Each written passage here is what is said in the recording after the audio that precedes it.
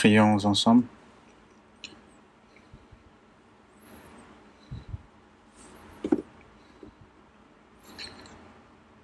Dieu, qui est saint, qui est miséricordieux et qui est notre Père, nous qui étions éloignés de toi et qui marchons dans les péchés, nous devions recevoir ta colère et ton jugement, mais par ta miséricorde et par ton grand amour, nous, au moment où nous ne connaissions pas encore Dieu, tu t'es occupé à notre place du prix de nos péchés. Et par le sang précieux versé par Jésus, tu nous as lavés de nos péchés. Et sans rien en retour de notre part, tu nous as sauvés et nous te remercions pour cela. Notre corps, notre âme, nous avons été rachetés par le sang précieux du Seigneur. Et donc nous appartenons au Seigneur. Le reste de notre vie, aide-nous à la vivre selon ta volonté. Et pour cela, sanctifie-nous davantage par ta parole. Et aussi à toutes les églises qui sont dans le monde. Et à toutes les églises. Et à tous les frères et sœurs qui évangélisent dans les difficultés. Veille sur chacun d'entre eux et accorde-leur à chacun la grâce qu'il leur faut pour qu'ils puissent prêcher avec courage ta parole, pour qu'il y ait de nouveaux âmes qui puissent être sauvées, pour que cela puisse être une grande joie devant toi, Seigneur. Et aussi à tous ceux qui sont dans la faiblesse de santé ou encore dans la faiblesse, accorde-leur aussi à chacun ta grâce pour qu'aucun ne se perde.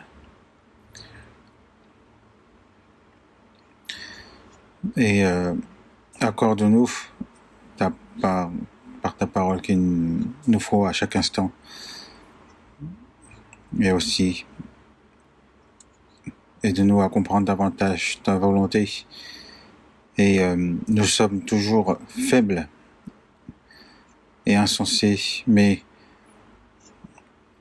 tiens-nous par ta main puissante et renouvelle-nous et aide-nous à vivre en tant qu'enfants de Dieu et guide-nous pour cela. Et en souhaitant que le Saint-Esprit dirige à cette heure-ci, et nous avons prié au nom de Jésus. Amen. Nous allons voir dans la Bible Éphésiens chapitre 5.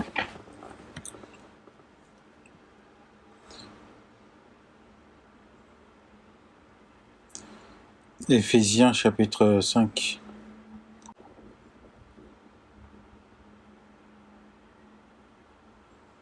Éphésiens chapitre 5, verset 22 à verset 24.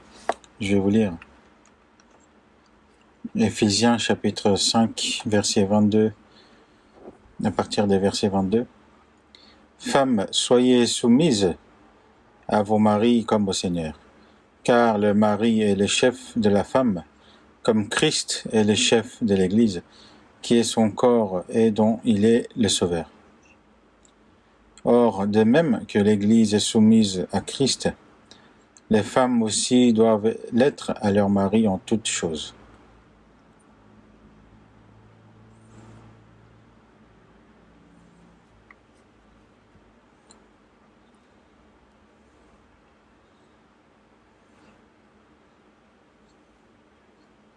En voyant toute vie reprendre, notre cœur aussi, qui, à cause du Covid, était restreint, et beaucoup de jours sont passés, et même à cette heure-ci, ce n'est pas terminé, et on porte toujours des masques, mais notre cœur a été allégé, donc plus actif, et nous pouvons apprendre la parole et communier librement. Et je pense que Dieu nous a donné cette occasion et cette opportunité, et je remercie vraiment. Parce que le temps qui nous est réservé n'est pas si long. Donc, l'opportunité qui nous est réservée maintenant il faut vraiment revérifier après la parole pour que penser justement comment nous devons nous vivre devant le Seigneur et de redéfinir cela dans notre cœur et ainsi par la petite occasion qui nous a été donnée d'obéir vraiment de tout notre cœur, et c'est vraiment un cœur ardent que j'ai en ce qui le concerne. Et on dit que le mois de mai est souvent le mois de la famille, parce que en Corée, il y a le jour des enfants, le jour des parents, le jour des professeurs. Mais je me demande pourquoi il n'y a pas le jour des mariés. Peut-être il y en aura au plus tard. Et aujourd'hui aussi, on va parler justement de la vie de famille en tant que chrétien. Si ce n'est pas le mois de la famille, j'ai pas trop l'occasion d'en parler, donc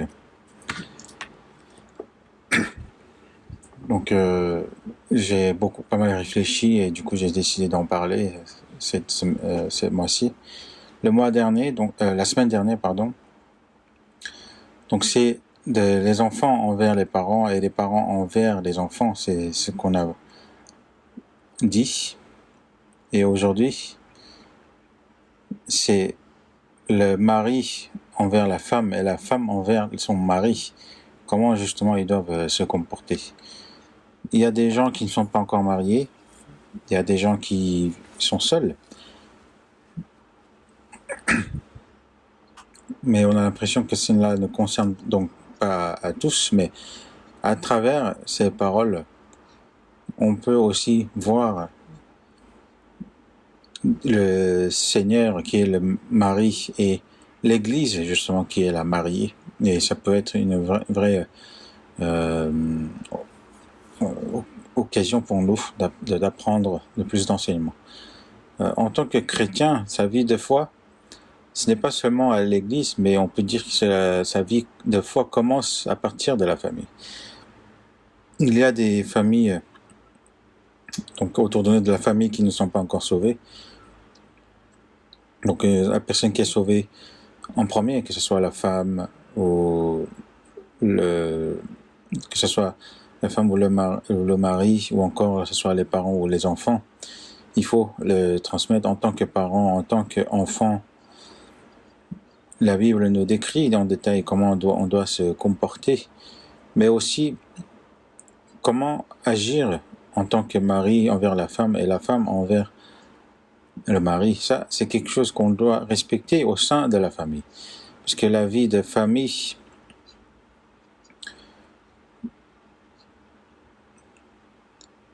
de bien mener une vie de famille normale au sein de l'Église et aussi et la vie de foi au sein de l'Église et la vie de famille, c'est très en lien. Si on ne mène pas bien notre vie de foi, alors on ne peut pas bien mener justement la vie de foi au sein de l'Église. Et le contraire aussi. Ça peut être une vraie hypocrisie. Donc toute chose doit être normale et que qu'il y ait une balance justement entre ces deux vies. Et dans Éphésiens chapitre 5 justement, c'est l'apôtre Paul, en étant emprisonné, il a envoyé au sein de l'église Éphésiens. Mais ici parle particulièrement sur la vie de famille des chrétiens. Dans la parole qu'on vient de lire, femme, il y a marqué femme. Donc c'est une parole qui est destinée aux femmes mariées. Soyez soumises à vos maris comme au Seigneur. Donc la parole qui est donnée aux femmes, c'est qu'elles soient soumises à vos maris comme au Seigneur. Nous, les chrétiens, nous nous soumettons justement au Seigneur, n'est-ce pas? Parce qu'il nous aime et pour nous sauver, il est mort sur la croix en versant tout son sang pour sauver nos âmes. Et aussi, il nous a établis justement en tant que femmes qu'il aime.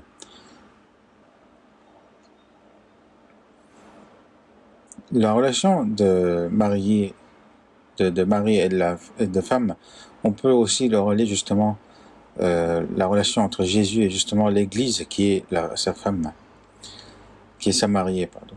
Et on a parlé justement le statut du chrétien.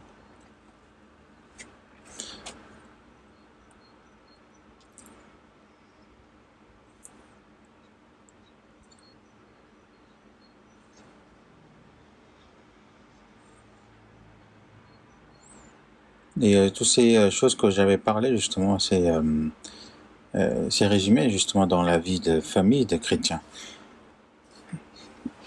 Et le statut de chrétien. Parmi ces statuts, il y a aussi le statut de la mariée de Christ. Et en tant que la mariée, comment elle doit se comporter envers son mari? Donc, en tant que chrétien, comment elle doit se comporter envers le Christ? Donc, il y a un livre qui a été écrit pour cela.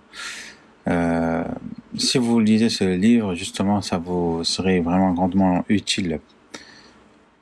Parce que les sermons que vous écoutez, une fois que vous écoutez, cela va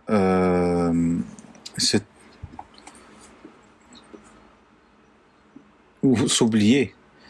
Et les livres, en fait, quand ils sont vraiment très bien, je ne lis pas qu'une fois, mais je lis vraiment plusieurs fois.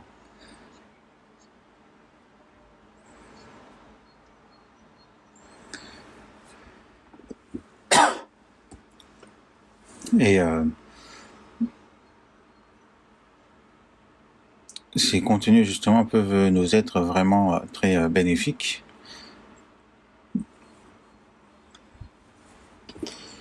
Il est dit, femmes, soyez soumises à vos maris,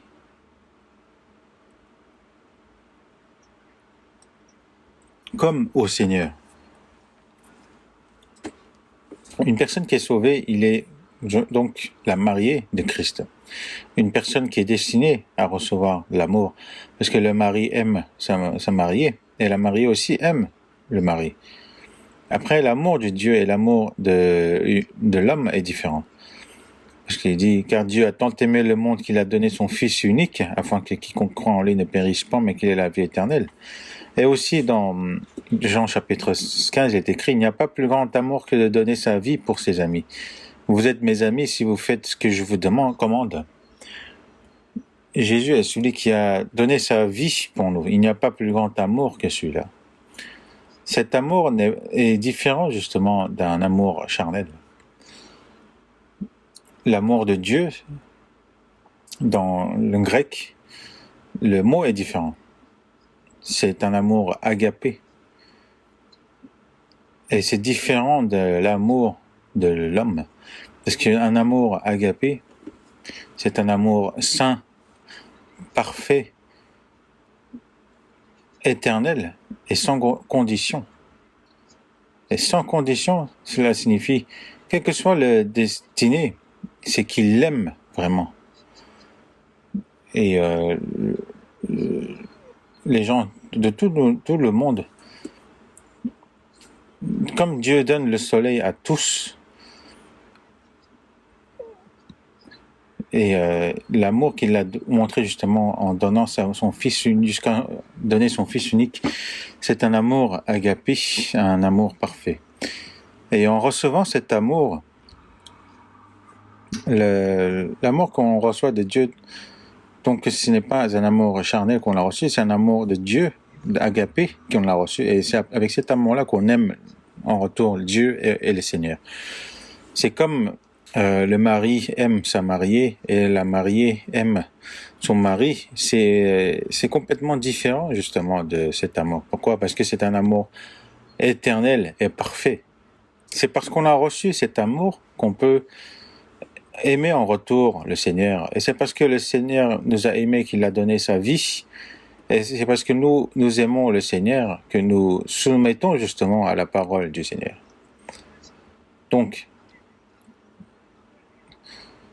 femmes, soyez soumises à vos maris comme au Seigneur.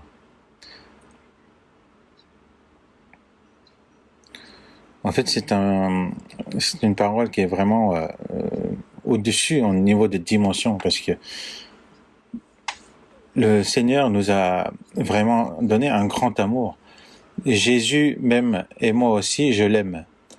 Pour me sauver, il est descendu et mourut sur la croix. Jésus m'aime et moi aussi donc je l'aime.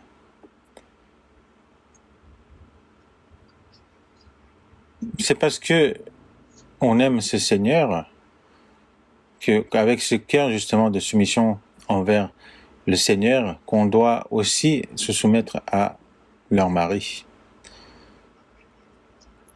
Quel que soit le mari, quel que soit le type de personne, s'il est votre mari, il faut se soumettre à votre mari comme au Seigneur.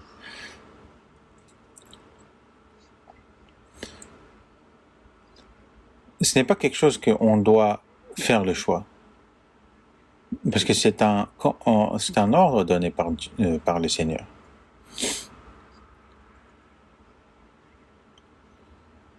Il est dit, soyez soumises à vos maris. L'obéissance, c'est donné par la joie. Et soumission, c'est, même si on n'est pas content, on doit se soumettre. C'est deux choses différentes. Par exemple, le peuple justement doit payer les impôts. On peut très bien le payer avec la joie, mais même si on n'a pas envie, il faut payer parce que c'est une obligation. Un jeune homme, en Corée par exemple, il doit aller faire le service militaire pour protéger le pays et le peuple. Même s'il n'a pas envie d'y aller, il faut qu'il y aille. Donc ça, c'est une soumission. Dans l'armée, on ne demande pas d'obéir, on demande de se soumettre. Si le commandant dit « avance », il faut tout simplement avancer. Ça, c'est une soumission.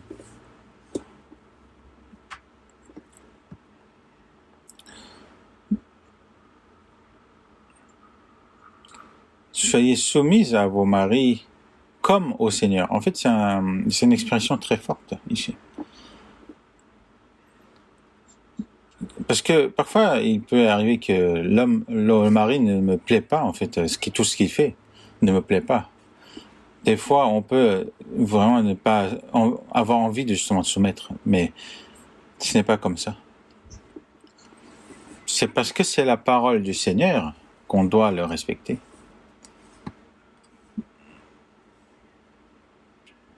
Aux enfants, justement, il est dit de obéir et d'honorer les parents. C'est un ordre.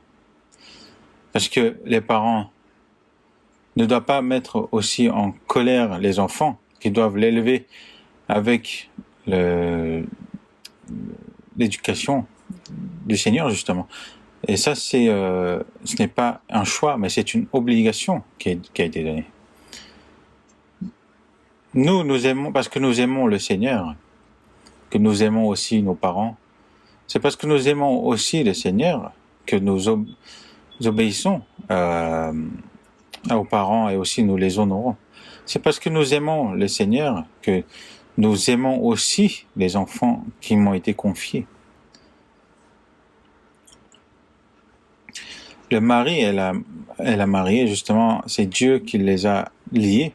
Dans Matthieu chapitre 19, on voit justement que qu'ils sont attachés maintenant et que les deux deviendront une seule chair.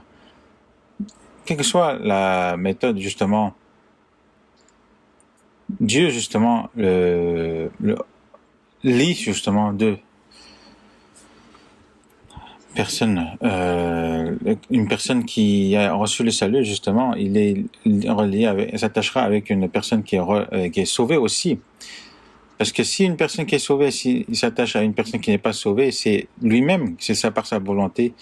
Et ce n'est point la volonté de Dieu. Et s'il fait ça, il aura justement les châtiments qui lui sera réservé, et ça sera un chemin de difficulté. Mais si une personne qui est sauvée s'attache justement à une personne qui est sauvée, Dieu dira, il faut croire justement que c'est Dieu qui les a attachés, et il faut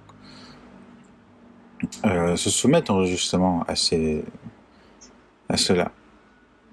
Et il faut d'abord croire que c'est l'ordre de Dieu.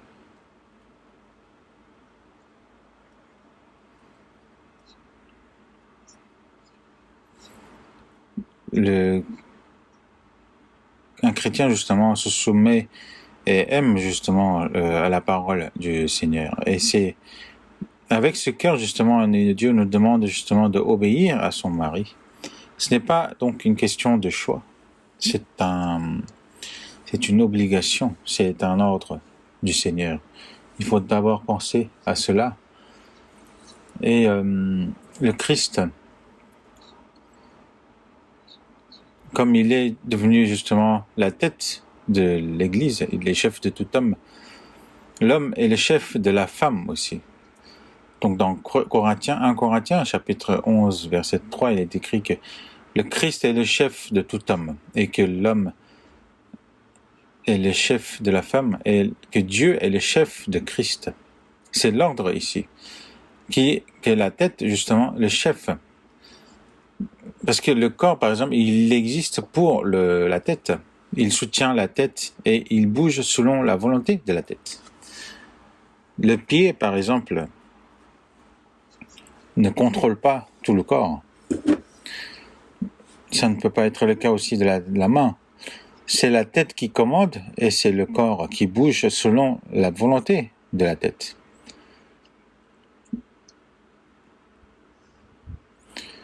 Et la tête, justement, la chef de la femme, c'est l'homme. Il y a qu'elle a justement une responsabilité de soumettre à la volonté de l'homme. Ce n'est pas une parole d'un pasteur ou encore d'une personne connue, c'est vraiment la parole du Seigneur. C'est parce que c'est la parole du Seigneur qu'on doit agir ainsi. Mais alors, quelle est la tête, le chef de l'homme? C'est Christ. L'homme doit se soumettre absolument au Christ. L'homme ne peut pas agir selon sa propre volonté. Et l'homme, justement, qui est considéré comme le chef de la femme, c'est qui? C'est l'homme, justement, qui considère Christ comme son chef. Et le chef de Christ, c'est Dieu. Et Jésus a dit, justement, de faire la volonté de celui qui m'a envoyé. Ce n'est pas d'accomplir ma propre volonté, mais c'est de faire la volonté de celui qui m'a envoyé. Il a parlé, justement, de la parole qui a été donnée par Dieu et agit selon la volonté du Père. Et la dernière prière qu'il a fait au mont de Gethsémani, justement, dans Matthieu chapitre 26, verset 39, il dit que cette coupe s'éloigne de moi, toutefois, non pas ce que je veux, mais ce que tu veux. Il avait la même chair que nous et il savait très bien la peine et la honte que représentait justement la croix. Il avait demandé si c'était possible de s'éloigner de lui, parce que même Jésus, justement, il n'en voulait pas. Mais, toutefois, c'était ma volonté, mais maintenant, toutefois, non pas ce que je veux, mais ce que tu veux. La volonté du Père, c'est que le Fils unique, qui n'a point de péché, meure, qui s'occupe justement de tous les péchés du monde, et c'est ça justement la volonté du Père. Et lorsqu'il mourait justement sur la croix, il a dit justement dans Jean chapitre 19 verset 30, Il dit tout est accompli. C'est quoi qui est accompli? C'est la volonté du Père qui a été accomplie, c'est de la rédemption de tous les péchés. La volonté de Dieu, c'est que personne ne périsse, mais qu'ils obtiennent justement la vie éternelle. Et pour ceux qui ne sont pas sauvés, justement, c'est d'abord la volonté de Dieu, c'est pour eux, c'est de croire qu'ils croient justement en cela et qu'ils obtiennent le salut. Et dans Jean chapitre 6, verset 40, il est écrit que la volonté de mon Père, c'est que quiconque voit le Fils et croit en lui ait la vie éternelle. C'est donc d'abord de recevoir le salut qui est la volonté de Dieu, et c'est une fois qu'il a reçu le salut, justement, qu'il doit mener une vie selon la volonté du Seigneur. Donc d'abord, il faut qu'on réfléchisse sur le fait qui est le chef. Notre chef, c'est Christ. Dans la famille, au sein de la famille, le chef, c'est le Père. C'est un ordre qui est établi par Dieu. C'est l'ordre de Dieu qui est établi. Donc, la femme doit justement considérer le mari comme le chef de la famille et qu'elle ne doit pas justement en aucun cas ignorer ou mépriser son mari. Et il ne faut pas qu'elle essaye de devenir justement la chef de la famille. Mais bien sûr,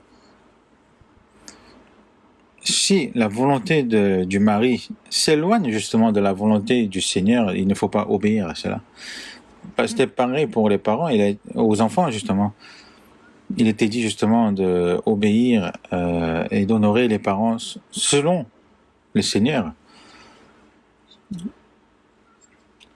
Si le mari justement vous demande justement de faire des choses qui s'éloignent de la Bible, qui ne désobéissent justement à la parole, dans ce cas, il ne faut pas le faire. C'est dans le Seigneur qui doit écouter, qu'elle doit justement se soumettre. Mais avant qu'il y ait justement un écart dans la volonté justement de l'homme qui ne suit pas justement la volonté du Seigneur, il faut suivre l'ordre du Seigneur, l'ordre du mari. Il est dit justement dans 1 Corinthiens chapitre 14 verset 33 que car Dieu n'est pas un Dieu des ordres. Au sein de l'Église aussi, il y a des personnes justement qui essaient de faire selon sa propre volonté, selon ses désirs, mais comment justement il pourrait y avoir une unité au sein de l'Église? C'est pas justement la puissance du Saint-Esprit qu'il y a une unification. Ce n'est pas en se basant sur une personne connue ou sur une personne qui est au-dessus des autres. Pour accomplir la volonté du Seigneur, il faut avant tout abandonner toutes ses propres volontés. Pour que justement le Seigneur puisse devenir mon chef, il faut que j'abandonne ma tête. Même si j'ai l'impression que ma voix est juste, mais si par rapport à la parole ce n'est pas correct, il faut savoir l'abandonner.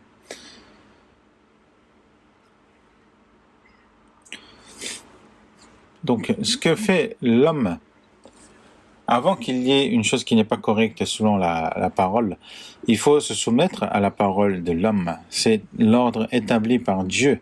Si ce n'est pas le cas, il y aura un désordre. L'homme selon l'homme, la femme selon la femme, et les enfants selon les enfants, la famille va devenir un désordre. C'est pareil pour pour un pays. Si dans un pays il n'y a pas un ordre établi,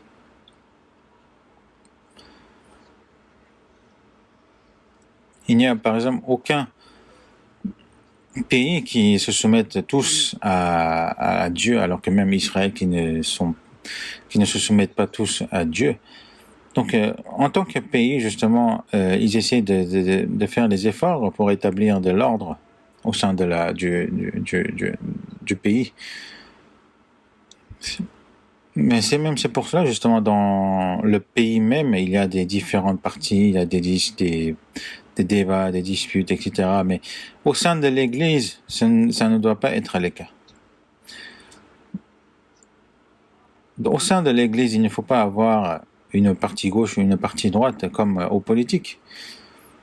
L'Église ne se décide pas par la majorité, mais se décide par la parole. Ce n'est pas toujours la majorité qui a raison. Donc il est écrit aussi dans 1 Corinthiens chapitre 10. Mais la plupart d'entre eux ne furent point agréables à Dieu puisqu'ils périrent dans le désert. Le peuple d'Israël dans le désert, rien que les hommes, c'était 600 000, avec les enfants et les femmes, c'était presque 2 millions. Mais tous les hommes justement qui sont sortis de l'Égypte, ils sont morts, la majorité sont tous morts dans le désert, à part Josué et Caleb. Pourquoi? Parce qu'ils ont désobéi à Dieu. Et justement, en parlant de cela, il dit justement, mais la plupart d'entre eux ne furent point agréables à Dieu puisqu'ils périrent dans le désert. Même s'ils sont nombreux, Dieu ne pardonne pas. Dans ce monde, c'est la majorité qui remporte la victoire. Mais il peut arriver parfois que la majorité soit insensée. Par exemple, certaines personnes, ils font des manifestations et quand on leur demande pourquoi tu le fais, ils disent en fait je sais pas trop parce que c'est les autres qui le font donc je suis venu. Donc parfois la majorité peut être très insensée. Donc c'est pour cela que l'Église ne doit pas suivre la majorité. Même s'ils sont nombreux, si c'est hors de la parole, c'est un mensonge. S'il y a une seule personne, mais si c'est juste, c'est ça la justice. Donc, la volonté de Dieu, c'est Dieu justement qui nous fait comprendre la volonté de Dieu. Et c'est l'ordre établi par Dieu. Donc l'homme, pour devenir le chef, il faut qu'il le fasse justement en tant que chef. Donc il doit soumettre dans toutes choses selon la parole du Seigneur. Alors que qui ne se soumettent pas à la parole du Seigneur, il ne peut pas demander à la femme justement de se soumettre à lui. Par exemple, si il dit cela, s'il dit pourquoi tu ne m'obéis pas, dans ce cas, la femme peut très bien dire est-ce que tu obéis à la parole de Dieu? Donc Dieu, dans la parole de Dieu, il a établi un ordre et c'est cet ordre qu'il faut suivre. Parce que Dieu n'est pas un Dieu de désordre. S'il y a point d'ordre, il y aura un désordre, il y aura des conflits. Mais c'est dans la parole, justement, on doit être unifié. C'est pour ça, dans Éphésiens, chapitre 5, verset 24, il est écrit « Or, de même que l'Église est soumise à Christ, les femmes aussi doivent l'être à leur mari en toutes choses. » De même que l'Église est soumise à Christ. L'Église doit être soumise à 100% à Christ. Pourquoi nous apprenons la parole? C'est pour connaître la volonté du Seigneur. Si on a connu maintenant la volonté du Seigneur, il faut abandonner ses propres idées et maintenant il faut se soumettre à la volonté du Seigneur. Comme l'Église est soumise à Christ, les femmes aussi doivent l'être à leur mari en toutes choses.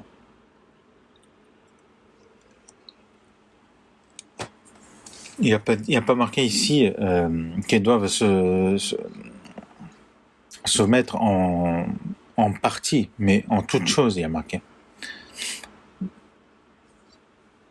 L'homme, justement, selon la parole de Dieu, s'il trouve cela juste, donc la femme aussi doit le suivre. On va voir dans Colossiens chapitre 3, verset 18. Colossiens chapitre 3, verset 18. Femmes, soyez soumises à vos maris, comme il convient dans le Seigneur. Ici c'est pareil.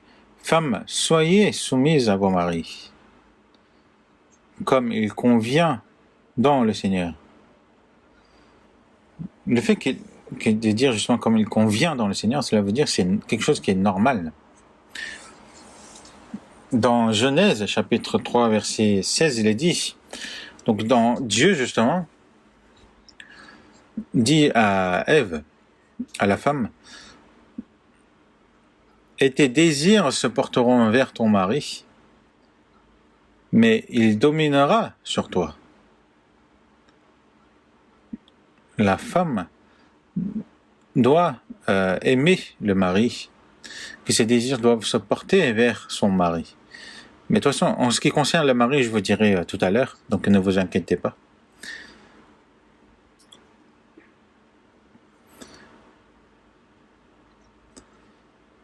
Mais dans tous les cas, les femmes doivent porter justement leur désir envers leur mari.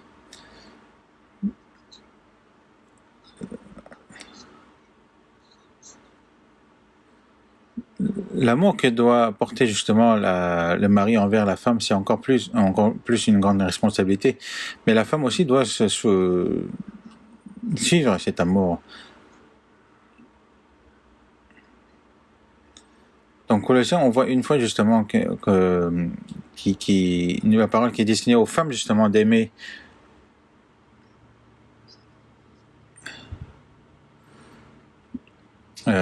qui doit aimer les enfants et aussi le mari.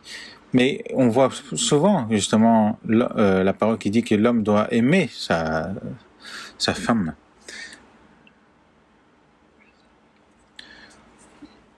Et l'amour justement doit descendre en fait. C'est pas quelque chose qui monte. Femmes, donc soyez soumises à vos maris comme il convient dans le Seigneur. C'est pour dire justement que c'est quelque chose de tout à fait normal. Donc, la vie de chrétiens au sein de l'Église doivent porter la paix justement. Dans 1 Timothée, chapitre 2, verset 11-12, il dit, c'est un verset que les sœurs n'aiment pas trop en général, parce qu'il est dit, dans 1 Timothée, chapitre 2, versets 11 et 12, que la femme écoute l'instruction en silence avec une entière soumission. Je ne permets pas à la femme d'enseigner. Vous le cherchez, donc on va chercher aussi. Donc 1 Timothée, chapitre 2, versets 11 et 12.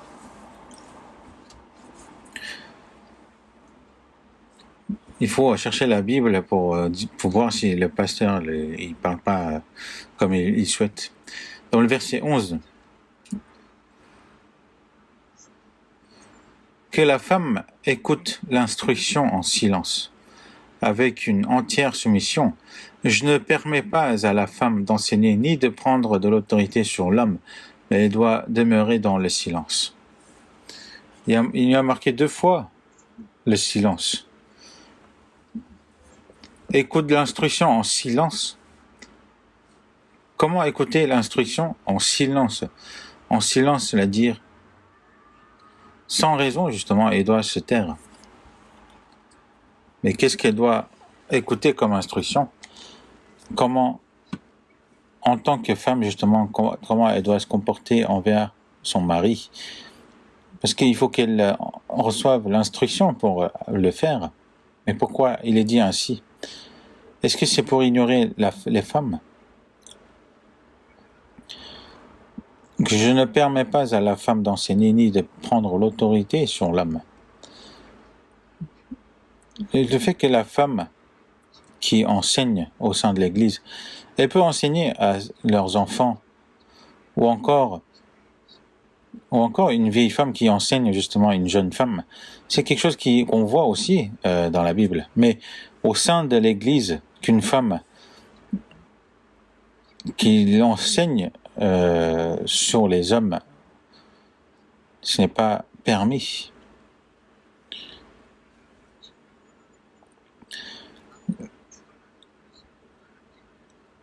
Que je ne permets pas à la femme d'enseigner ni de prendre de l'autorité sur l'homme.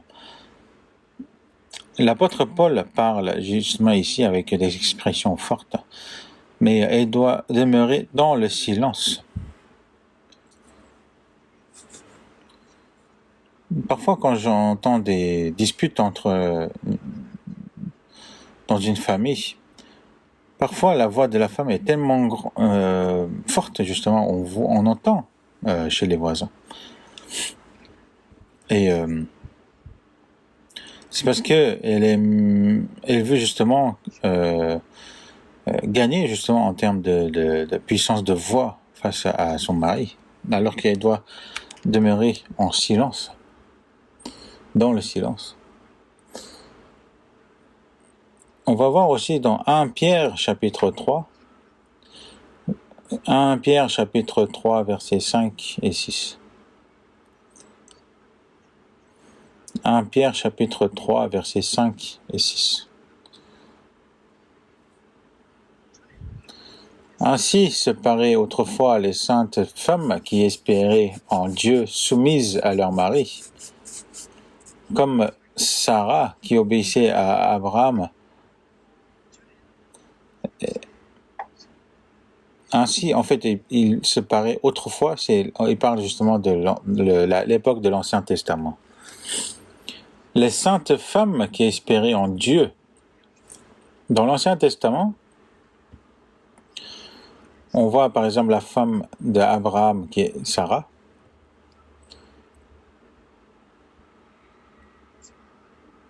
La femme de Moïse.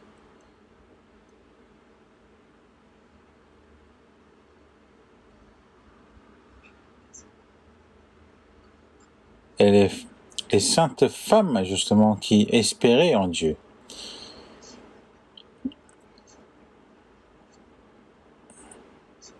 Et souvent, justement, on voit la foi, justement, des femmes qui sont au-dessus des hommes.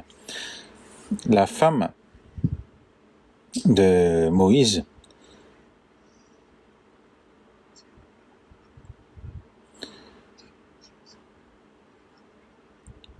par exemple, Moïse a en fait négligé le fait que ses fils n'avaient pas reçu la circoncision, mais la femme de Moïse, justement, a pris Pierre à sa main pour les circoncire, pour sauver justement la vie de son mari. Et dans le verset 6, justement, on voit comme Sarah qui obéissait à Abraham et l'appelait son Seigneur. C'est d'elle que vous êtes devenues les filles, en faisant ce qui est bien, sans vous laisser troubler par aucune crainte. La femme d'Abraham, Sarah, justement, Sarah l'appelait Abraham son Seigneur, qu'il était son maître. Elle appelait justement son mari Seigneur.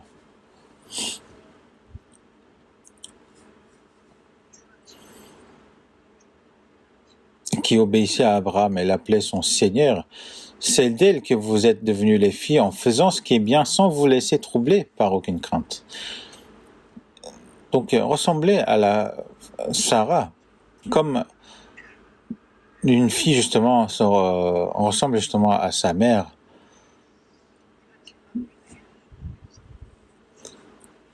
Ces saintes femmes justement, qui espéraient en Dieu justement, se sont soumises à leur mari. Et c'était justement c'est fait justement une beauté devant Dieu justement à travers cela. On va continuer à voir dans la Bible, Proverbes chapitre 31. Proverbes chapitre 31.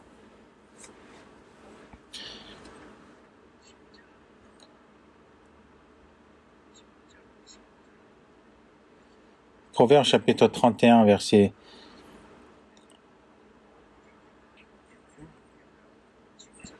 30-31 justement. La grâce est trompeuse et la beauté est vaine. La femme qui craint l'Éternel est celle qui sera louée. Et compensez-la du fruit de son travail et qu'au porte ses œuvres la loue. Vers la fin de Proverbes,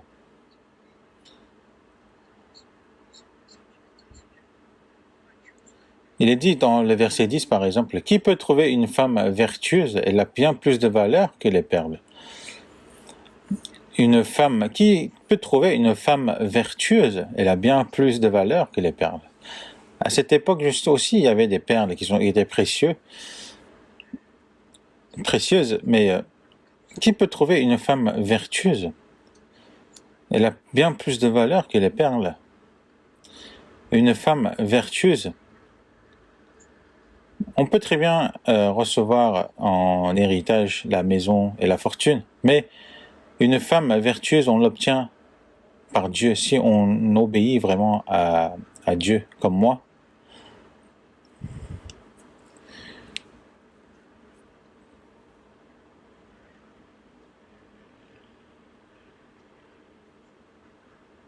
Même si c'est pas 100%, j'estime vraiment que Dieu m'a donné une grande bénédiction. Dans le verset 12, elle lui fait du bien et non du mal tous les jours de sa vie. Elle lui fait du bien justement à son mari justement tous les jours de sa vie. Mais alors, on voit ensuite justement ce qu'est une femme vertueuse. Mais si on explique tout, ça, on va prendre toute la journée. Donc, une femme vertueuse aussi est un peu l'image de l'Église. Les saints justement qui considèrent le Christ comme le mari, c'est cet aspect-là. La femme vertueuse qu'on voit ici, c'est vraiment très difficile de trouver parmi les hommes, alors qu'ils doivent s'efforcer de devenir une femme vertueuse. Mais justement, dans le verset 28, on voit que ses fils se lèvent et la disent heureuse.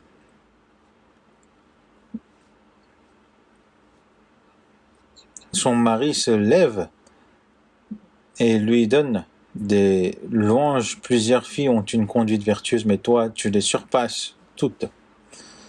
Et le mari loue justement sa femme en lui disant que plusieurs filles ont une conduite vertueuse, mais toi, tu les surpasses toutes. Ensuite, il dit justement la grâce est trompeuse et la beauté est vaine. Pourquoi la grâce est trompeuse et la beauté est vaine? Ah, c'est joli, mais on peut pas dire que c'est trompeuse. Et la beauté est vaine, mais pourquoi la beauté est vaine? Dans ces versets, il y a une signification très profonde qu'on n'a pas pensée. Il y a une chanson qui dit, est-ce que c'est parce qu'on doit à Belle qu'on est une femme? Elle doit avoir un bon cœur pour être une femme. Il y a ce genre de chanson.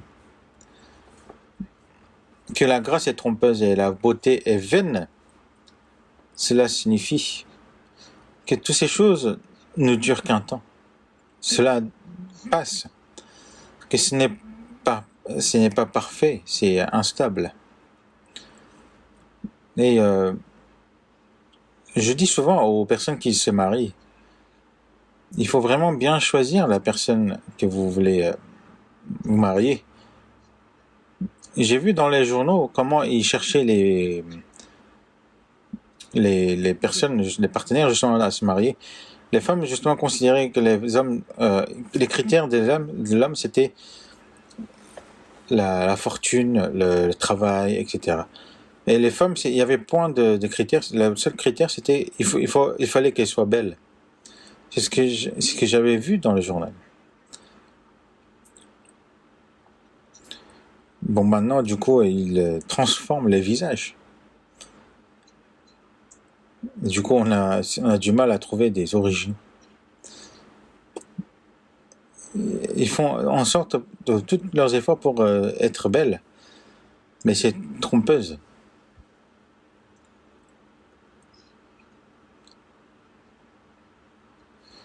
Les actrices, justement, qui étaient vraiment très connues mondialement, elles sont beaucoup devenues des vieilles femmes maintenant. Cette vieille femme qui est devenue,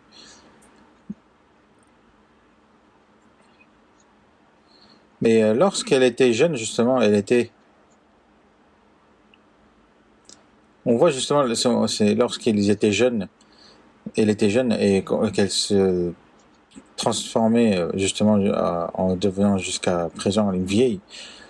J'aime les fleurs, en fait, les fleurs, mais en fait, qui est dommage, c'est que d'ici peu de temps, ils vont se dessécher et on doit les jeter. Donc il ne faut pas voir le physique, alors que les humains, justement, l'homme regarde le physique, qu'il y ait beaucoup d'argent, que le travail, qu'il y ait un bon travail, que si je vais dans sa famille, je vais bien vivre. Est-ce que c'est vraiment le modèle de critère de partenaire de mariage? Ou encore pour les hommes, une personne qui est belle, une personne qui a une attirance physique? À votre avis, jusqu'à quand ça va durer? Souvent, ceux qui se marient en voyant cela, il y a beaucoup de chances d'échec dans leur mariage. Alors comment faire maintenant? Premièrement, la foi. Est-ce que la foi est certaine, que ce soit l'homme ou femme? Est-ce qu'il a vraiment reçu le salut?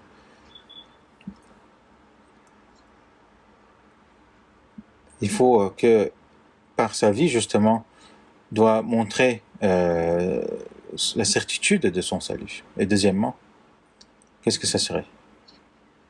Il faut qu'il soit bon, que la personne doit être bon, qu'il soit véridique.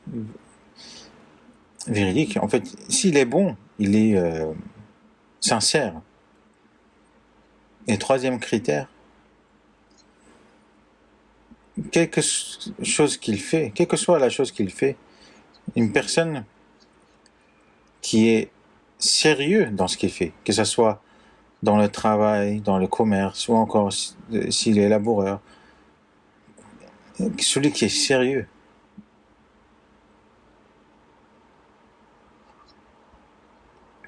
Qu'il soit riche ou qu'ils aient des puissances dans le monde, ou qu'ils possèdent des choses qui sont bons charnellement, toutes ces choses ne peuvent pas être critères. C'est juste des options. C'est comme une voiture qui a des options et qui n'a pas d'options. La différence, c'est qu'il y a des options. Mais elles remplissent parfaitement le rôle d'avancer. Que ce soit les hommes ou les femmes, je dis souvent, si c'est un homme, il faut qu'il soit vraiment sérieux dans sa vie. Il faut qu'il soit une personne qui prend sa responsabilité dans ce qu'il fait, même s'il est un peu pauvre. Ceux qui me connaissent, quand j'ai vécu, comment j'ai vécu, ils me connaissent, mais j'ai été vraiment pauvre. Et quand je me suis marié, je n'avais possédé rien. Et j'ai demandé à ma femme pourquoi je m'avais accepté ma demande de mariage. Elle le disait justement, elle avait vu seulement la foi parce que je possédais rien à ce moment-là. Et moi aussi c'était pareil. Et jusqu'à présent, nous vivions sans problème jusqu'à présent parce que nous regardions seulement Dieu.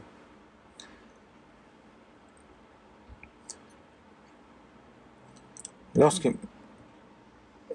même malgré cela, en fait, quand je vois le choix des frères et sœurs, c'est d'abord, surtout les frères se portent sur le fait que est-ce qu'elles sont belles ou pas. Le fait qu'elles soient belles, c'est une bonne chose, mais il faut d'abord regarder sa foi. Ensuite, le cœur et aussi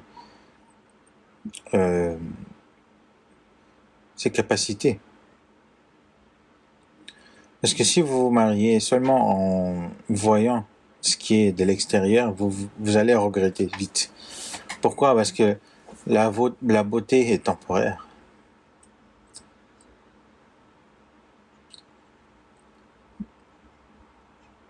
La grâce est trompeuse et la bonté est vaine, et la femme qui craint l'Éternel est celle qui sera louée. Et que récompensez-la du fruit de son travail. Les sœurs, justement, quelle que soit les capacités de leur mari, si vous mettez cela, leurs capacités comme priorité, ce n'est pas bon. Il faut d'abord regarder leur foi, leurs caractéristiques, quel genre de personne est.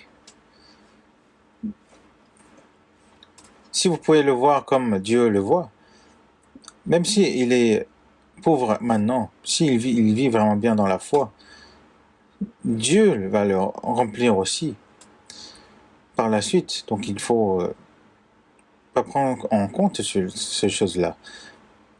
Mais si vous suivez la richesse, vous verrez que Dieu peut aussi très bien le chasser.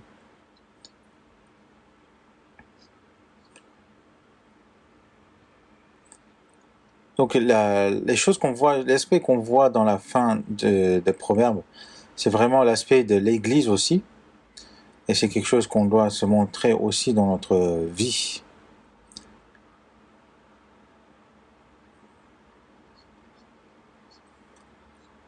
Comme le Christ est le chef de l'homme, justement, le mari est le chef de la femme, c'est ce qui a été décidé par Dieu. Donc il doit se soumettre à leur mari, mais en continu. Ce n'est pas pendant un moment je le fais, pendant un moment je le fais pas.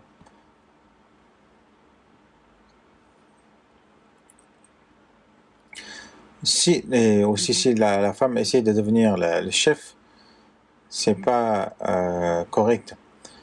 Mais il y a des pays justement qui ont une culture différente. C'est les femmes qui sont mises en avant. C'est les femmes qui se mettent en avant, qui ont de meilleurs travails, qui gagnent plus d'argent que les hommes. Et c'est les hommes justement en fait, ils se mettent en arrière. Il y a ce genre de pays qui est vraiment nationalement comme ça, et aussi par région. Mais c'est pas biblique. Mais du coup, comment faire dans ce genre de situation? Même s'il y a ce genre de choses, dans une famille chrétienne, il ne doit pas être comme ça. Il faut que l'ordre doit être plus établi.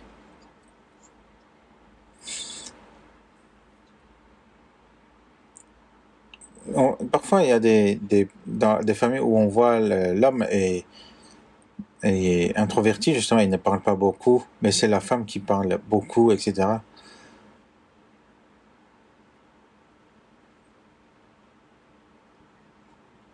Et même si c'est une femme qui est sage, qui est plus sage que l'homme, il ne faut pas qu'elle se mette en avant. Vous avez vu le, le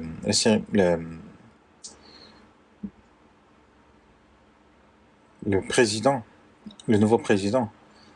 Lorsque justement le président avance, la femme doit se mettre 2 à 3 pas derrière.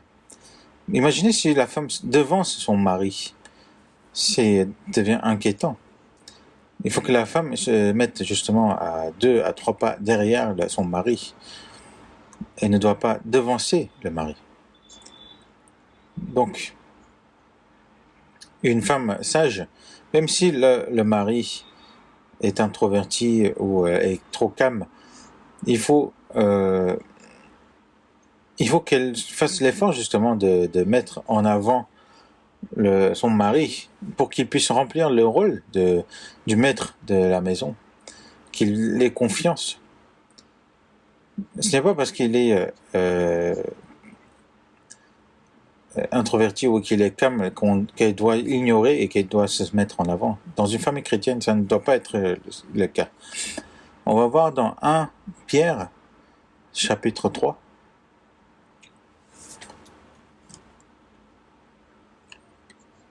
1 Pierre, chapitre 3, verset 1.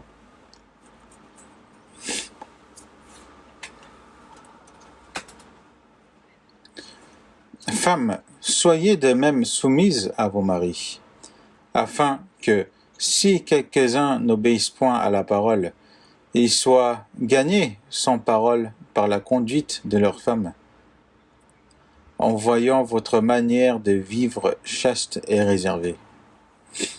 Il est dit, ô femmes, soyez de même soumises à vos maris, afin que, si quelques-uns n'obéissent pas à la parole, ceux qui n'obéissent point à la parole, c'est ceux qui ne sont pas encore sauvés. Donc, des maris qui ne sont pas encore sauvés,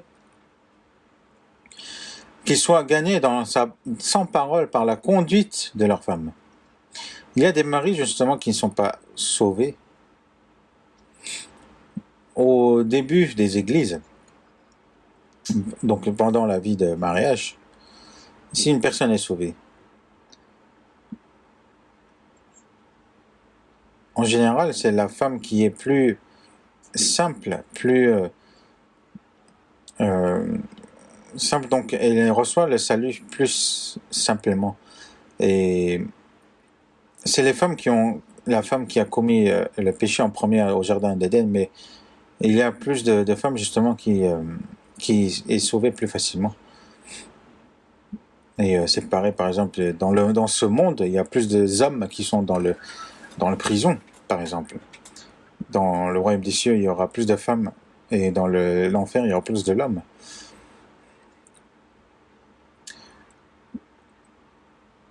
Donc une personne est sauvée, mais son mari, par exemple, n'est pas encore sauvé. Ou encore, c'est la femme qui n'est pas sauvée. Au début des églises, donc, il y avait ce problème en disant que est-ce qu'une personne qui est sauvée dans la famille, est-ce qu'elle doit continuer à vivre avec son partenaire qui n'est pas encore sauvé? Donc l'apôtre Paul a dit justement dans 1 Corinthiens chapitre 16 aussi que si la femme ou le mari n'est pas encore sauvé, il faut qu'il l'évangélise. Si il peut arriver qu'il fasse le divorce si par exemple le mari qui est vraiment le contre, et malgré tout ce qu'elle a fait, qu'il est vraiment contre, qu'il n'accepte pas, ça peut arriver, mais l'apôtre Paul justement a dit de ne pas divorcer. Donc même si quelques-uns n'obéissent pas à la parole, qu'ils soient gagnés sans parole par la conduite de leur femme. Donc il faut que les femmes agissent bien envers leur mari. Il ne faut pas, bien sûr, ne pas s'éloigner de la parole, mais en tant que femme, elle doit faire ce qui est à faire à son homme. Pour que, justement, sans la parole, mais par la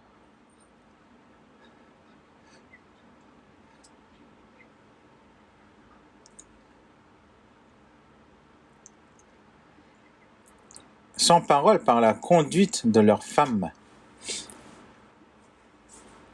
en voyant votre manière de vivre chaste et réservée.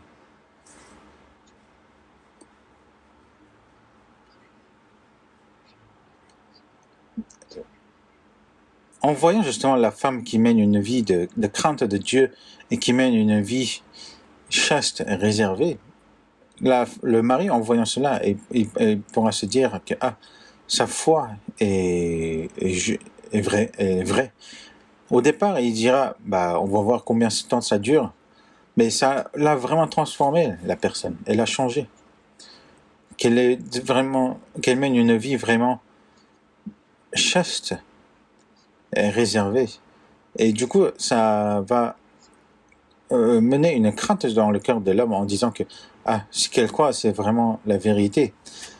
Donc c'est pas les actes, justement, par les œuvres, la conduite de la femme qui peut justement transformer le cœur de leur mari. C'est ce que j'ai vu aussi beaucoup, souvent. Quand j'évangélisais dans la province de Gyeongsang,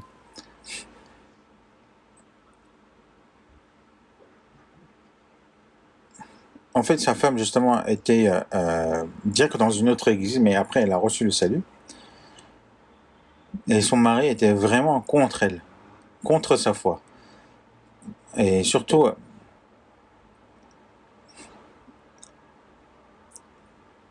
mais il était vraiment contre parce que avant, quand il se levait, sa femme n'était plus là parce que sa femme n'était plus là. Elle était partie faire la prière de l'aube. Mais après, il jetait la Bible dans la poubelle, etc. Mais une fois, elle a dit justement qu'elle était sauvée et ça l'avait vraiment transformée.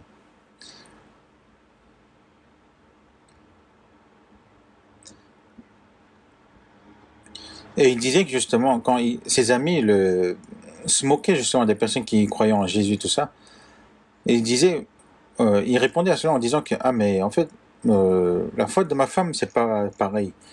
Elle a vraiment changé. Et j'avais évangélisé au sein de sa maison. Et en se réunissant le soir, on parlait de la Bible. Le mari, en fait, il quittait la maison.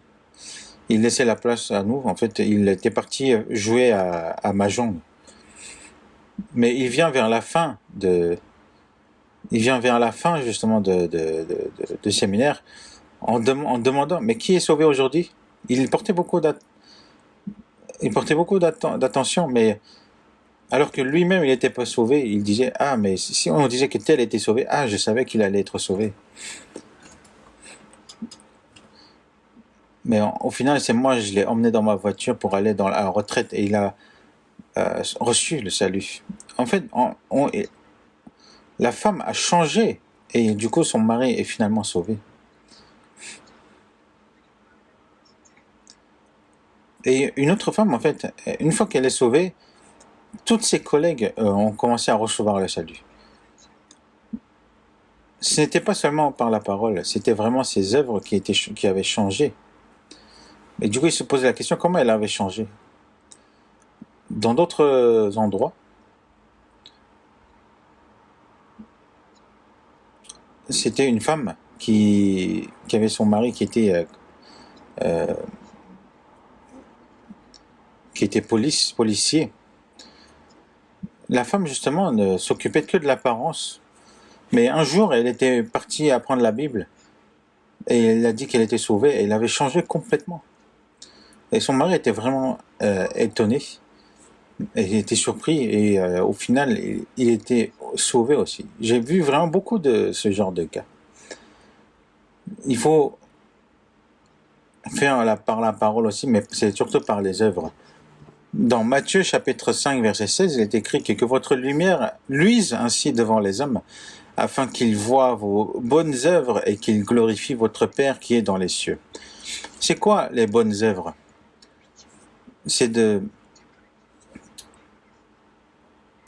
la lumière du chrétien justement qui doit illuminer justement pour que les autres puissent être sauvés. Comme c'est qu'ainsi justement qu'on peut rendre la grâce à Dieu. Lorsqu'on prêche l'évangile, celui qui écoute la parole, non seulement il l'écoute, mais il observe aussi la personne qui prêche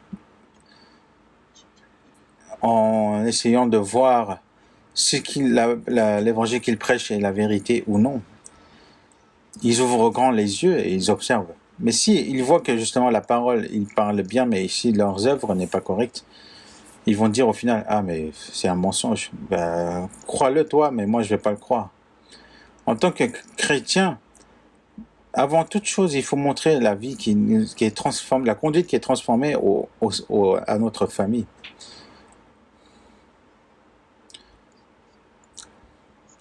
On va voir dans 1 Corinthiens chapitre 7. 1 Corinthiens chapitre 7, verset 13. Pardon. 1 Corinthiens chapitre 7, verset 13. Et si une femme a un mari non-croyant, et qu'il consent à habiter avec elle, qu'elle ne répudie point son mari. Et si une femme, elle a un mari justement non-croyant, mais qu'il consente à habiter avec elle. Dans ce cas, elle ne répudie point son mari. Même si ce n'est pas un mari non-croyant, il ne faut pas le répudier. Alors, il ne faut pas se dire, ah, mais comment je peux vivre avec un mari qui ne croit pas? Non. Dans le verset 16, car que sais-tu, femme, si tu sauveras ton mari? Ou que sais-tu, mari, si tu sauveras ta femme?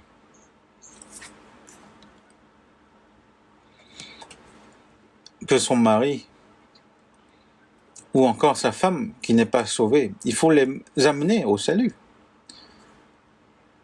Et pour cela, comment en faire? Il ne faut pas agir seulement là, par la parole, mais aussi par l'œuvre. Il faut le montrer aussi par l'amour.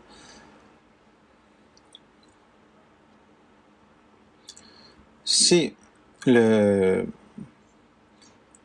mari qui n'est pas encore sauvé, par exemple, qui rentre tard parce qu'il a bu, etc., il ne faut pas le haïr en se disant que, ah, mais comment je peux vivre avec ce genre de personne? Il faut la pitié de la personne en se disant que, ah, mais pourquoi il a un problème dans le cœur pour avoir bu autant de l'alcool, etc. Il faut vraiment le bien respecter. Il faut essayer de le faire bien réveiller de l'alcool, etc. le lendemain matin, en lui donnant aussi la consolation. Pourquoi tu as bu autant? Est-ce que tu as quelque chose qui ne va pas? Si vous continuez ainsi, le mari, il va se rendre compte, et il va continuer à se corriger. Si vous disputez, il va boire encore plus, il va s'énerver encore plus. Dans ce cas, ce sera la Deuxième Guerre mondiale. Enfin, ce n'est pas une guerre mondiale, mais ça sera une grande guerre qui va s'éclater. Il faut vraiment par la charité avoir la pitié justement de ce cœur qui est renfermé. Il faut les amener au salut. Il y a certaines personnes qui reçoivent le salut vite, ou encore des personnes qui reçoivent le salut très tard, même 10 ans après. Mais il faut continuer, parce que l'amour, la charité, patiente, et ne cherche pas son propre intérêt. Ayant justement la miséricorde envers son mari, il faut l'aider justement pour qu'il soit sauvé et qu'il n'aille pas en enfer. Il faut l'aider.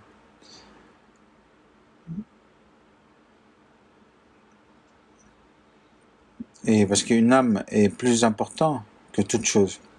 Donc il faut l'aider à recevoir le salut. On va voir aussi dans 1 Pierre chapitre 2.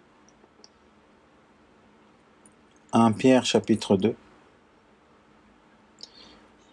1 Pierre chapitre 2 verset 12. Ayez au milieu des païens une bonne conduite, afin que la même où ils vous calomnient comme si vous étiez des malfaiteurs, ils remarquent vos bonnes œuvres et glorifient Dieu au jour où il les visitera.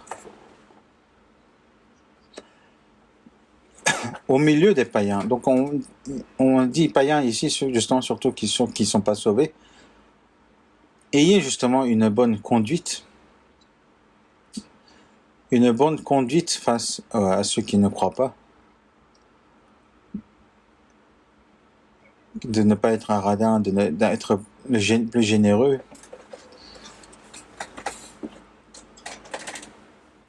Même s'ils vous calomnient.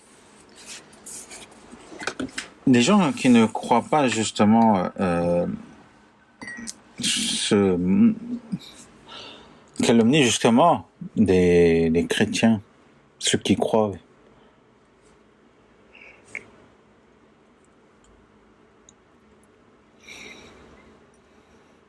Et ils haïssent justement ceux qui croient sans raison. Donc comme si vous étiez des malfaiteurs.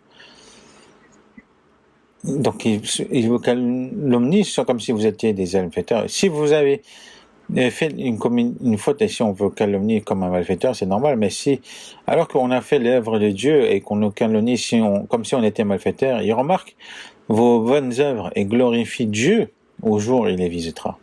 En voyant vos bonnes œuvres. Même s'ils essayent justement de trouver la faille, ils ne trouvent pas. En voyant vos bonnes œuvres, ils sont différents. Ils essayent maintenant de voir par quel moyen justement ils ont changé ainsi. Dans 1 Pierre chapitre 3 verset 15, il est écrit aussi qu'étant toujours prête à vous défendre avec douceur et respect devant quiconque vous demande raison de l'espérance qui est en vous. C'est avec un douceur et respect justement qu'on doit évangéliser. Non seulement par la parole, mais par les œuvres justement. Qu'ils sachent justement, c'est vraiment des chrétiens. Eux, ils sont vraiment différents. Et la raison, c'est quoi la raison? Donc ils essaient de voir quelle est la raison.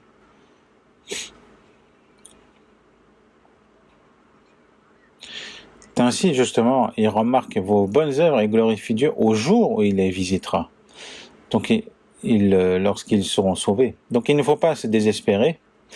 Dans Proverbes, chapitre 12, on va voir quelques versets encore. Proverbes, chapitre 12.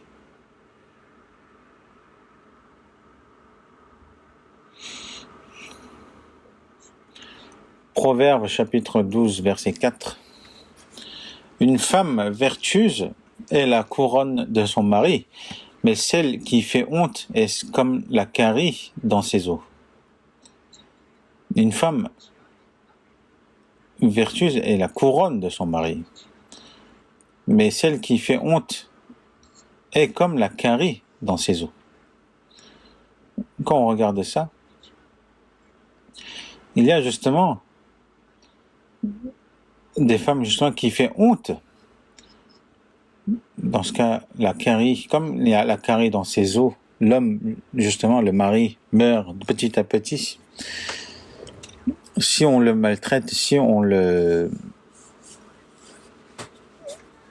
le respecte pas, il va mourir plus tôt. C'est pareil, le mari envers la femme. S'il les maltraite,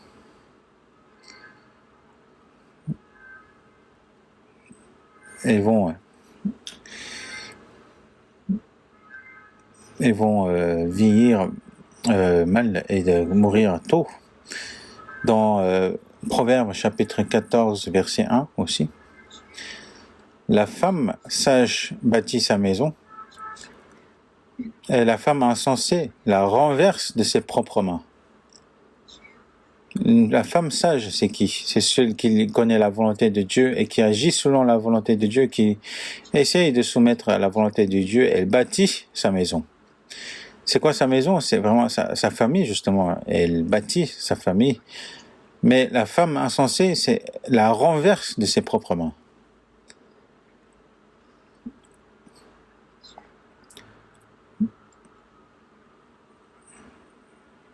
Donc la femme vertueuse, en tant que chrétien, c'est très important, il faut agir ainsi.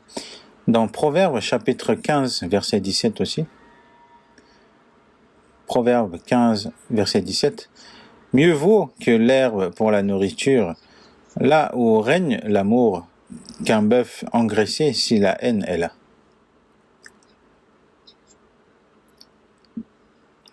Mieux vaut de l'herbe pour nourriture, même si on mange de l'herbe tous les jours parce qu'on n'a pas l'argent de manger la viande, il vaut mieux justement où règne l'amour, même si ils sont pauvres, qu'un bœuf engraissé si la haine est là. Il vaut beaucoup mieux. De nos jours, en ce moment, j'ai lu un livre et j'ai presque lu la moitié. En fait, c'est une femme qui est sauvée, je la connais pas. Mais en lisant la Bible, le livre, j'ai vraiment l'impression qu'elle est sauvée. Et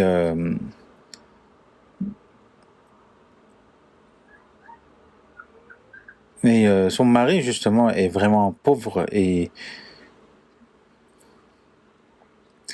ils n'avaient pas justement les moyens de bien élever leurs enfants. Mais malgré la pauvreté, elle a continué à aimer son mari, ses enfants, et de bien mener sa vie de foi parce qu'elle a été sauvée.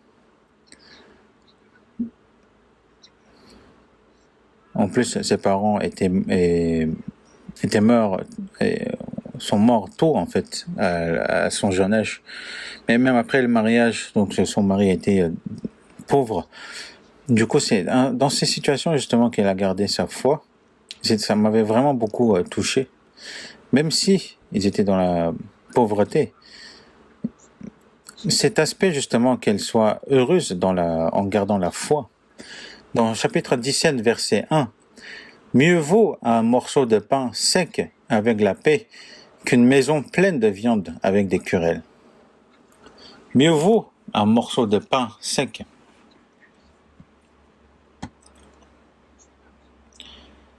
En lisant ça, je me suis dit, le morceau de pain sec, il faut penser comme Jésus. Jésus, en fait, aux yeux des hommes, il n'avait point d'intérêt. Mais rien qu'avec ce Jésus, on s'en contente. Même si on est pauvre, que la paix vaut beaucoup mieux qu'une querelle dans une maison pleine de viande. Si on est dans une maison pleine de viande avec des querelles, à quoi ça sert? Même si on est dans une maison, type maison à loyer, mais même si on est pauvre, si on mène bien notre vie de foi, on est agréable aux yeux de Dieu. Si on traverse ces petits jours pénibles, un jour ou l'autre, le bon jour arrivera. Et même dans ce livre, justement, il y apparaissait ce moment.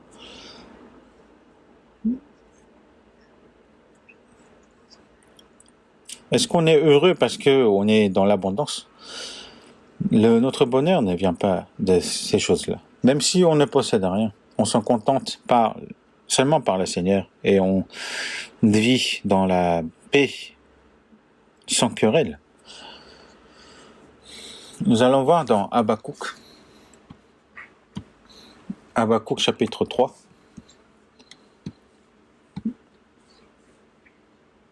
Habakkuk chapitre 3, verset 17.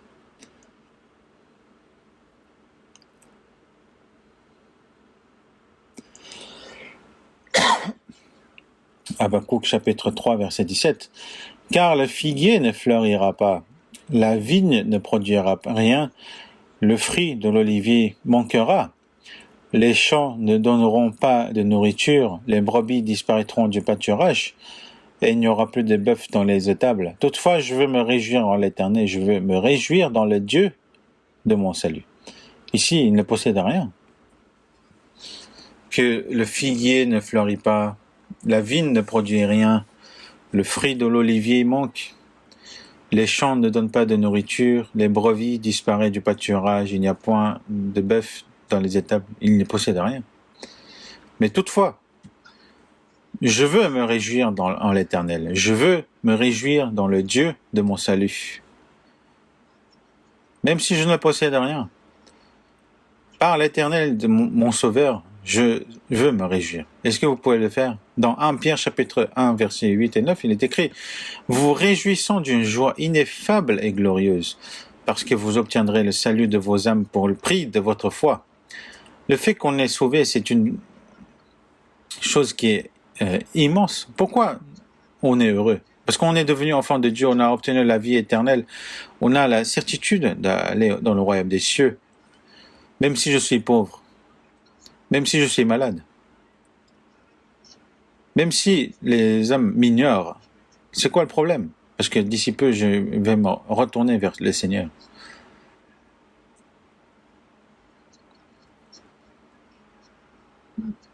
Si je vis un an moins d'ici, je vivrai un an plus dans le royaume des cieux. Vaut mieux aller vivre au moins un jour de plus dans le royaume des cieux. Est-ce que vous avez peur de mourir? C'est vraiment excitant justement de s'en tenir à Dieu, même si on est dans la pauvreté.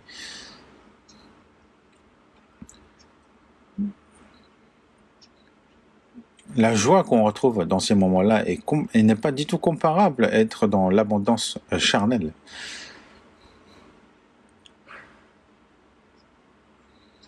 Donc, on s'en réjouit par l'Éternel. Ce n'est pas parce qu'on est pauvre qu'on doit se décourager, qu'on doit avoir on n'a pas de comparaison à se faire. On verra justement comment ça sera lorsqu'on se retrouvera devant le Seigneur. Donc, en tant que femme, elle doit toujours être joyeuse, toujours avec un visage souriant. On dit justement la femme qui est le soleil de la maison. Si le visage de la femme est rayonnante, c'est la maison entière qui est rayonnante. Mais si son visage est assombri, c'est la maison entière qui est assombrie. Donc toujours avec un air de joie, avec un air d'amour, il faut qu'elle s'efforce justement à avoir ce genre d'aspect dans la maison. Par la sagesse, justement, à travers la parole, il faut qu'elle traverse toutes ces épreuves. Et en tant que mari, que ce soit dans le travail, et il peut être fatigué lorsqu'il revient chez lui. Il ne faut pas s'en vouloir à votre mari. Vous avez l'impression qu'il ne fait rien, mais de faire les choses de la maison, s'occuper des enfants et de travail aussi. On a l'impression qu'il ne fait rien, mais il est fatigué. Donc il ne faut pas s'en vouloir à votre mari. Donc lorsque c'est l'heure que votre mari rentre, essayez de vous bien habiller, de vous faire belle, de l'accueillir chaleureusement. Alors, quand vous sortez, vous vous faites vraiment belle.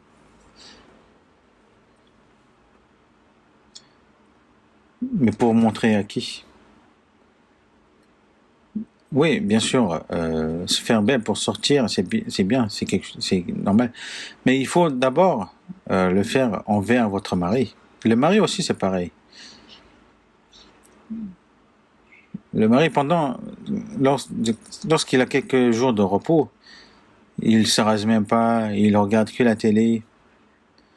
Et la femme dit, disons, en te voyant, j'ai même plus envie de manger. Parce que c'est ce que j'ai entendu de la part d'une personne. Et le mari, justement, été surpris, justement. Et il dit qu'il était idiot. En tout cas, que ce soit le mari ou la femme, il ne faut pas louper l'occasion d'être belle à chacun de leurs yeux.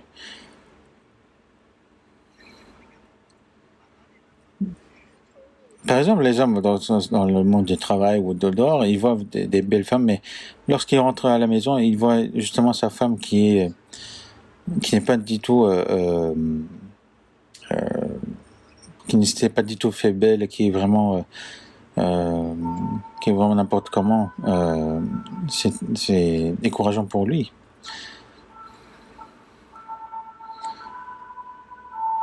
Il faut que justement qu'elle sente comme du miel, comme une fleur, justement, pour attirer le mari.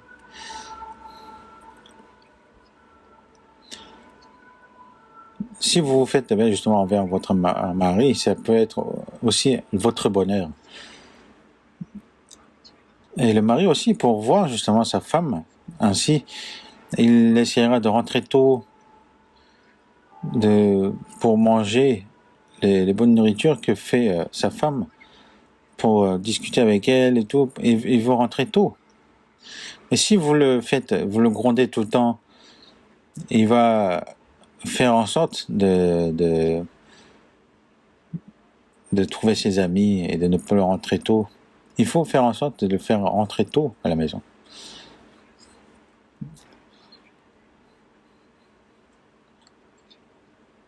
Donc, de donner la paix à votre mari pour faire en sorte qu'il ait un cœur de paix à la maison.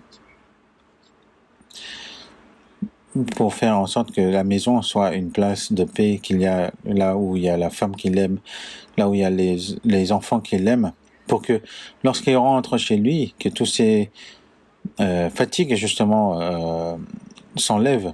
Si vous agissez avec ce genre de comportement, même si l'homme justement, même s'il va commettre des fautes envers sa femme, il va regretter et il va repentir de ses actes. Et ainsi, la femme aussi pourra être heureuse ensemble.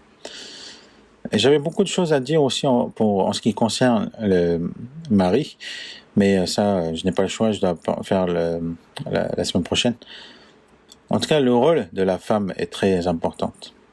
Parce qu'une famille heureuse, c'est la femme qui mène cela. On va prier ensemble. Dieu miséricordieux, qui est notre Père, ce monde est bruyant. Il y a toutes sortes de malédictions, de mensonges, mais tu nous as sauvés de là. Et tous les frères et sœurs qui sont sauvés ainsi communient au sein de l'Église, et que toute la famille justement sert Dieu et qu'ils soient heureux qu'ils soient dans la joie, et le Seigneur justement qui est parmi nous pour cela, nous t'en remercions. Quelle que soit la difficulté qu'on se retrouve, aide-nous à vivre avec cette joie et de grâce que tu nous donnes, et qu'à chaque des familles, des frères et sœurs, sois avec eux et apporte leur aide, de ton aide, pour qu'ils puissent, jusqu'au jour de ton avènement, qu'ils puissent obéir à ta parole et accomplir ta volonté. Et nous avons prié au nom de notre Seigneur Jésus. Amen.